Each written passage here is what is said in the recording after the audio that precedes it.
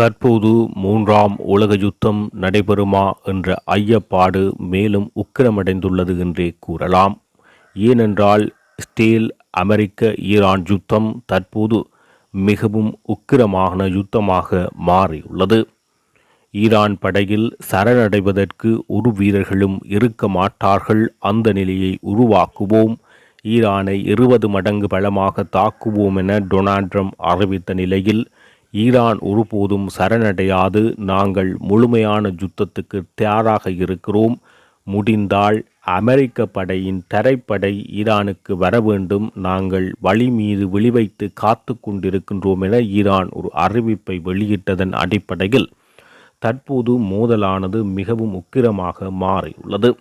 அயலில் உள்ள வளைகுடா நாடுகளை தாக்க மாட்டோம், அமெரிக்காவுக்கு அவர்கள் துணை போகாமல் இருந்தால் நாங்கள் தாக்க மாட்டோம், இதுவரை தாக்கியதற்கு மன்னிப்பு கூறுவதாக ஈரான் தெரிவித்த நிலையில் அவர்கள் தொடர்ச்சியாக துணை போன நிலையில் அவர்கள் மீதும் தொடர்ச்சியாக ஏவுகணைகள் குண்டுகள் தாக்கப்பட்டு வருகிறது. இஸ்ரேல் மீதும் பலமான தாக்குதல்களை ஈரான் மேற்கொண்டு வருகிறது.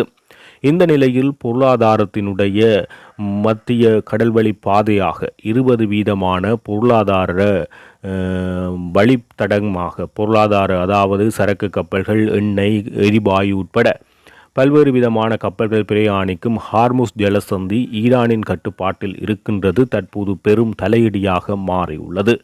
ஒரு சொட்டு கச்சா எண்ணெயை கூட ஹார்முஸ் ஜலசந்தியில் இருந்து தாண்ட விட மாட்டோம் என ஈரான் பகிரங்கமாக ஒரு அறிவிப்பை வெளியிட்டு செயற்பாடுகளை மேற்கொள்கிறது. இந்த நிலையில் ஜனாதிபதி டொனால்ட் ட்ரம்ப் ஒரு அறிவிப்பை வெளியிடுகிறார். ஹார்முஸ் ஜலசந்திக்கு பாதுகாப்பு வழங்க அமெரிக்கா செல்லும். இதே நேரம் பிரான்ஸ் ஜனாதிபதி ஹார்முஸ் சந்திக்கு தம்முடைய கப்பல்களுக்கான பாதுகாப்புக்காக தமது நாட்டிலிருந்து போர்க்கப்பல்கள் அனுப்பியுள்ளதாக தெரிவிக்கிறார். அதேபோல் இங்கிலாந்தும் போர் விமானம் மற்றும் பாதுகாப்பு கப்பல்களின் பாதுகாப்புக்காக அனுப்பி வைத்ததாக குறிப்பிடுகிறார். யார் வந்தாலும் தாக்குவோம் என ஈரானும் அறிவித்து நிற்கிறது. இந்த நிலையில் அந்த ஹார்முஸ் ஜலசந்தி கடலில் பல கன்னிவெடிகள் புதைக்கப்பட்டுள்ளதாகவும், ஈரானில் கன்னிவெடிகள் அதாவது தண்ணிக்கு கீழிருந்து கப்பலை குறிவைத்து தாக்கக்கூடிய கன்னிவெடிகள் அந்த பகுதிக்குள் புதைக்கப்பட்டுள்ளதாகவும், 2000 தொடக்கம் 6000க்கும் மேற்பட்ட கன்னிவெடிகள் அந்த கடற்பகுதியில் போடப்பட்டு ஈரான் அந்த சூழ்ச்சியை மேற்கொண்டுள்ளதாக அமெரிக்கா குற்றம் சாட்டுகிறது. இந்த நிலையில் ஈரான் சவால் விடுக்கிறது, நாங்கள் நேரடியாகவும் தாக்குவோம், அந்த முற்றுமுழுதாக ஹார்முஸ் ஜலசந்தி நம்முடைய கட்டுப்பாட்டுக்குள் இருக்கிறது, முடிந்தால் அந்த பகுதியிலிருந்து ஒரு கப்பலை தாண்ட சொல்லுங்கள் என சவால் விடுக்கிறார்கள். இந்த நிலையில் அந்த அமெரிக்காவினுடைய கப்பல்கள் மட்டுமல்ல, அந்த அமெரிக்க ஏகாதிபத்திய வாதத்தின் ஆதரவாக செயற்படுகின்ற எந்த நாடுகளும், அவர்களுக்கு ஆதரவாக இயங்குகின்ற இந்த நாடுகளினுடைய கப்பல்களும் இந்த ஹார்முஸ் ஜலசந்தியை கடக்க முற்பட்டால் அது நீரிலே மூழ்கின்ற நிலைதான் உருவாகும் என அவர்கள் எச்சரிக்கை விடுத்தார்கள். அதன் அடிப்படையில் நேற்று தாய்லாந்துக்கு சொந்தமான தாய் ஷா என்ற கப்பல் 26 பயணி மாலுமிகளுடன் சரக்கு கப்பல் ஒன்று ஹார்முஸ் ஜலசந்தியில் கடக்க முற்பட்ட போது இனம் தெரியாத ஏவுகணைகளால் தாக்கி அழிக்கப்பட்டது. அதனுடைய பிற்பகுதியில் ஏவுகணை விழுந்ததாகவும் தாக்குதலுக்கு உள்ளானதாகவும் அது மூழ்கும் நிலையில் உடனடியாக அந்த கப்பலில் இருந்தவர்கள் அங்கு இருக்கின்ற இன்னும் ஒரு மினி போட்டினூடாக கப்பலில் இருந்து வெளியேறி அவர்கள் ஹட்டார் இராணுவ படையினரிடம் அவர்கள் சென்று சரணடைந்ததன் அடிப்படையில் அவர்களை மீட்டு அவர்களுக்கான மருத்துவ வசதிகள் வழங்கப்பட்டதாகவும், எனினும் அந்த பங்களாதேசுக்குரிய கப்பல் ஹார்முஸ் ஜலசந்தியில் மூழ்கடிக்கப்பட்டது. இந்த நிலையில் ஹார்முஸ் ஜலசந்தியில் ஈரானினுடைய போர்க்கப்பலை ஒன்றை அமெரிக்கா மூழ்கடித்ததாகவும் அது எரிகின்ற படத்தை அமெரிக்கா வெளியிட்டது.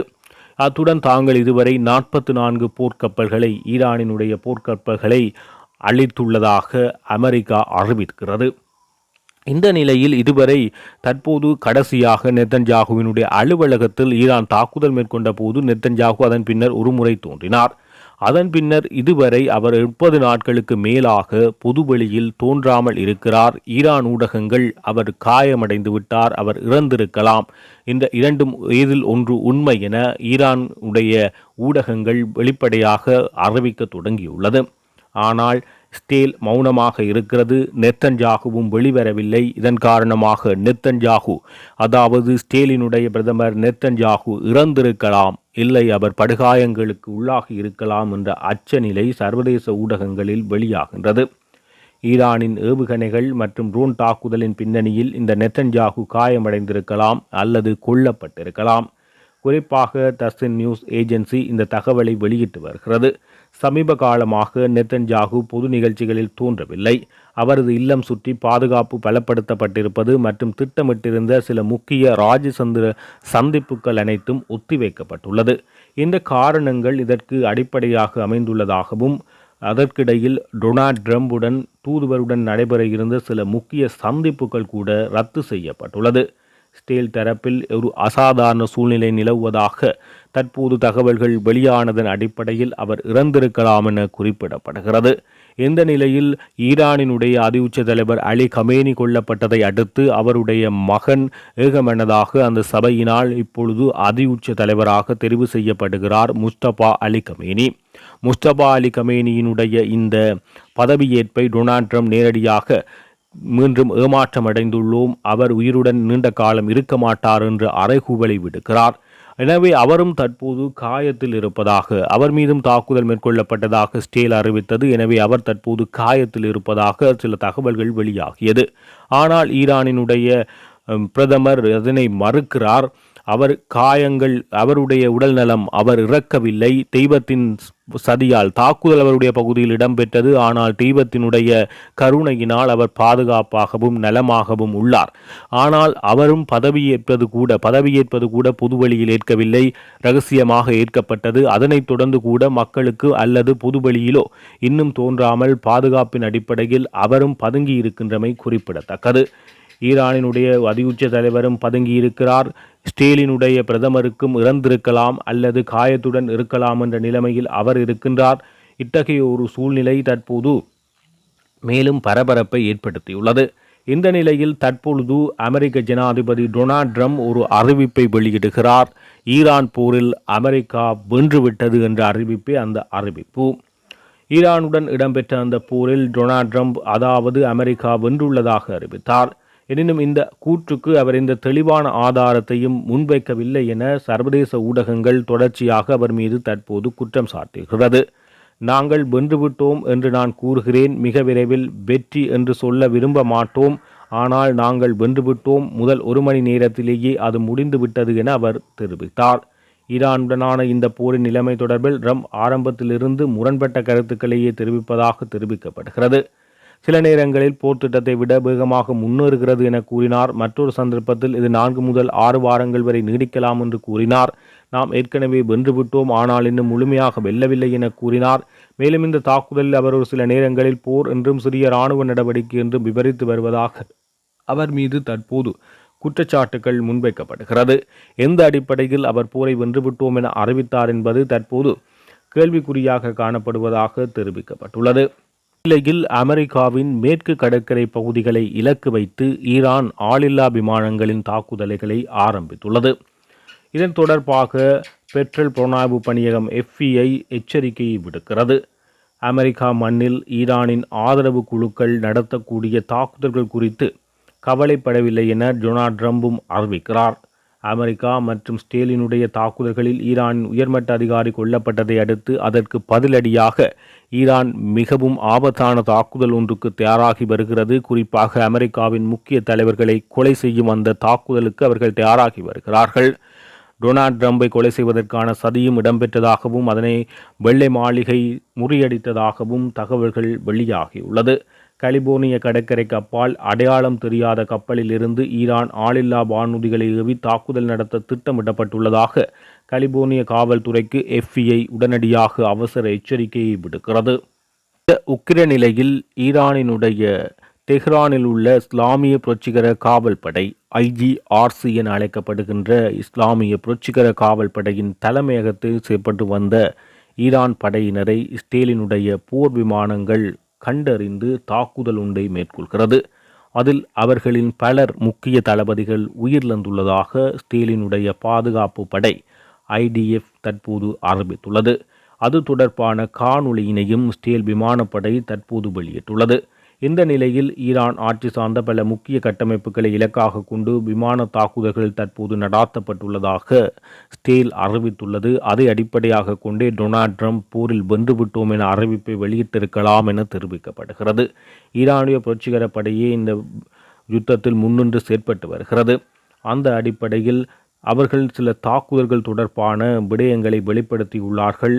தாங்கள் இன்று தாக்கிய மையங்களாக இஸ்லாமிய புரட்சிகர காவல் படையின் விமானப்படை தலைமையகங்கள் மற்றும் கட்டளையிடும் மையங்கள், இமாம் ஹொசைன் பல்கலைக்கழக வளாகம், IRGCயின் இராணுவ கல்வி நிறுவனமாகவும் ஈரான் படையினரின் செயல்பாட்டு தளமாகவும் பயன்படுத்தப்பட்டதாக கூறுகிறது. பாலிஸ்டிக் ஏவுகணைகள் சேமிப்பு மற்றும் உற்பத்தி மையங்கள், வான்வழி பாதுகாப்பு ஏவுகணை அமைப்புகள் ஆகியன ஸ்டேல் ஆகிய எங்களால் தாக்கப்பட்டதாக ஸ்டேல் விமானப்படை தெரிவிக்கிறது. நாட்டின் பிற பகுதிகளில் ஈரானின் உள்நாட்டு பாதுகாப்பு படைகள், பாசிஸ் எனப்படும் துணைப்படைகள் ஈரான் புலனாய்வு அமைச்சின் தலைமையகங்களை ஸ்டேல் தாக்குவதாக அவர் தெரிவித்துள்ளார். இந்த நிலையில் ஈரானின் புரட்சிகர காவல் படையும் அதிரடியான அறிவிப்பொன்றை வெளியிடுகிறது. இனி இதுவரை காலமும் பதிலடிகள் வழங்கி வந்தோம். இந்த பதிலடி நடவடிக்கைகள் இன்றுடன் முடிவடைகிறது. நாம் முழுமையான யுத்தத்துக்கு தயாராகிவிட்டோம் என இஸ்லாமிய புரட்சிகர காவல் படை அதிரடியான அறிவிப்பு ஒன்றை வெளியிடுகிறது. எனது இருப்பே ஆபத்தில் இருப்பதாக ஈரான் உணர்கிறது என்றும் இனி சிறிய அளவிலான பதில் தாக்குதல் நடவடிக்கைகளுக்கு இடமில்லை என காவல் படை அறிவிக்கிறது. எண்ணெய் போக்குவரத்து கடல்வழி பாதைகளில் ஒன்றான ஹார்முஸ் ஜலசந்தி தற்போது செல்ல முடியாத பகுதியாக மாறியுள்ளதாகவும் ஈரானின் அனுமதி இல்லாமல் 1 லிட்டர் எண்ணெய் கூட செல்லாது என அவர்கள் தெரிவித்துள்ள நிலையில் அந்த நிலைமையே அங்கு காணப்படுகிறது. சமீபத்தில் தாக்கப்பட்டதாக கூறப்படுகின்ற 3 கப்பல்கள் குறித்து IRGC விளக்கம் அளிக்கிறது. நாட்டின் கொடியுடன் வேறு நாட்டின் கொடியுடன் கீழ் பயணித்திருந்தாலும் உண்மையில் அமெரிக்க மற்றும் ஸ்டேல் நாடுகளுக்கு சார்பாக வேலை செய்ததாக குற்றம் சாட்டியது. அந்த அடிப்படையில் ஈரானின் ஆயுத கூட்டுப்படை கட்டளை தலைமையகத்தின் செய்தி தொடர்பாளர் இப்ராஹிம் சோல்பாகாரி சந்தேகத்துக்குரிய ஒவ்வொரு கப்பலையும் நாங்கள் சட்டபூர்வமான இலக்காக கருதி தாக்குவோம் என அவர்கள் அறிவித்துள்ளது மேலும் பரபரப்பை ஏற்படுத்தியுள்ளது. இதன் காரணமாக ஹார்முஸ் ஜலசந்தி வழியாக எரிவாயு மற்றும் எரிபொருட்கள் மற்றும் பலசரக்கு பொருட்கள் என கொண்ட பல்வேறு உலக வர்த்தக கப்பல்கள் செல்ல முடியாததன் காரணமாக உலக நாடுகளின் பொருளாதார நிலை மீண்டும் மிகவும் மோசமான நிலைக்கு தள்ளப்படுகிறது. கச்சா எண்ணெயினுடைய பீப்பா ஒன்றின் விலை $110 தொடக்கம் $115 உலக சந்தையில் அதிகரித்துள்ளது. இதன் காரணமாக பல நாடுகளிலும் எரிபொருள் பிரச்சினை ஏற்பட்டுள்ளது. இலங்கையில் சில தினங்களுக்கு முன்னர் குறிப்பாக வடமாகாண பகுதிகளில் யாழ்ப்பாணம் போன்ற மாவட்டங்களில் மக்கள் வரிசையாக நின்று அதிகளவான எரிபொருட்களை நுகர்ந்தார்கள். இதன் காரணமாக இலங்கையின் எரிபொருள் கையிருப்பு 47 நாட்களில் இருந்து அது பின்னர் 30 நாட்கள், 35 நாட்கள், 17 நாட்கள் என குறைவடைந்தது. இந்த நிலையில் கையிருப்பு இருப்பதாக அரசாங்கம் தொடர்ச்சியாக தெரிவித்தும் வருகிறது. திடீரென எரிபொருட்களின் மாதாந்தமாக இலங்கையில் எரிபொருட்களின் விலை மாத கடைசியில் திருத்தம் செய்யப்படும். அதன் அடிப்படையில் முன்னர் $2 ₹1 அதிகரிக்கப்பட்டது. திடீரென இந்த உலக சந்தையில் பீப்பாய்களின் எண்ணிக்கை விலையை அதிகரித்ததன் காரணமாக இலங்கை அரசாங்கம் திடீரென விலையை அதிகரிக்கிறது. $23, $25, $28 என மிகவும் கூடிய விலையில் அதிகரித்ததன் காரணமாகவும் அத்துடன் எரிவாயு சிலிண்டர்களின் விலைகளும் அதிகரித்துள்ளது. அரசாங்கம் மக்களுக்கு ஆலோசனைகளையும் வழங்குகிறது. சிக்கனமாக பயன்படுத்துங்கள், ஏனெனில் நிச்சயமாக இந்த தட்டுப்பாடு விலை அதிகரிப்பு ஏற்பட போகிறது. இந்த உலக நாடுகள் ஹார்முஸ் ஜலசந்தி மூடப்பட்டிருக்கிறது. 13 நாட்களுக்கு மேலாக ஜலசந்தி மூடப்பட்டிருக்கிறது. பெரும் பாதிப்பை இனிவரும் நாட்களில் நிச்சயமாக ஏற்படுத்தும். இந்த நிலையில் இலங்கையில் இவ்வாறு எரிபொருட்களின் விலை அதிகரிக்கப்பட்டு எரிவாயுவின் விலை அதிகரிக்கப்பட்டு மக்கள் தற்போது அச்சத்தில் இருக்கிறார்கள். ஏன் இவர்கள் எரிபொருட்களை அதிகரித்தார்கள் என்றால் அரசாங்கம் இவ்வாறான விளக்கத்தை வழங்குகிறது. கச்சா எண்ணெயினுடைய பரலின் விலை அதிகரித்துள்ளது, அதன் காரணமாக நாங்கள் அதிகரிக்க வேண்டிய நிலையில் இருப்பதாக அரசாங்கம் குறிப்பிடுகிறது. ஆனால் இல்லை, இவர்கள் ஏற்கனவே கையிருப்பில் இருப்பதாக குறிப்பிட்டார்கள். எனவே தற்போது விநியோகிக்கப்படுகின்ற எரிபொருட்கள் என்பது எரிவாயு சிலிண்டர்கள் என்பது கையிருப்பில் உள்ளவை. எனவே அவை பழைய விலையிலேயே பெற்றுக்கொள்ளப்பட்டிருக்கும். அவற்றுக்கு இவர்கள் வேண்டுமென்று விலையை கூட்டுவது, கருப்பு சந்தை போன்ற வியாபாரத்தை அரசாங்கம் மேற்கொள்கிறது மற்றும் நிலக்கரி ஊழலில் அவர்கள் ஏற்பட்ட நஷ்டத்தை ஈடுகட்ட இவ்வாறு செயற்படுகிறார்கள் என பல குற்றச்சாட்டுக்களை அரசாங்கம் மீது மக்கள் சுமத்த ஆரம்பித்துள்ளமையும் குறிப்பிடத்தக்கது.